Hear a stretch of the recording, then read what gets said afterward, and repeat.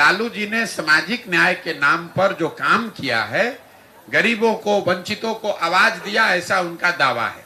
लेकिन लालू जी ने जिन वर्गों को बल दिया, आवाज दिया, उन वर्गों के बच्चों के शिक्षा की व्यवस्था नहीं की, उन वर्गों के लोगों को उन्होंने जमीन नहीं दिया, उन वर्गों के लोग बिजनेस व्यापार कर सके इसके लिए पैसा पूंजी नहीं दिया।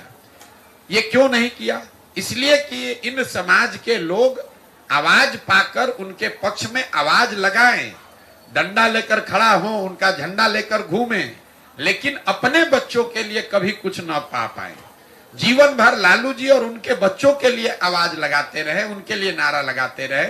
तो ये सामाजिक न्याय का एक पहलू है जिसको आपको हमको समझना है।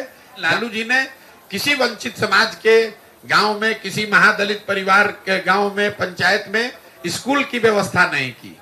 इस पूरे राज्य में लालू जी ने कभी भूमि सुधार की चर्चा नहीं की। इस पूरे राज्य में लालू जी ने कभी कोई ऐसी व्यवस्था नहीं की कि बैंकों से इन गरीब वंचित समाज के लोगों को सस्ते दर पर ऋण मिले ताकि वो रोजी रोजगार कर सके। इसके दो ही वजह हो सकते हैं, या तो लालू जी की इसकी समझ नहीं थी, या फिर लालू जी की राजनीतिक चातुर्यता इतनी है कि इन समाज को आवाज तो दो, लेकिन इनको पढ़ाई मत दो, इनको जमीन मत दो, इनको रोजगार मत दो, ताकि ये जीवन भर भीड़ बनकर मेरा और मेरे बच्चों का झंडा लेकर घूमते रहे, हम राजा बने रहे और ये सब हमारा जय जयकार करने वाली जनता बनी रहे।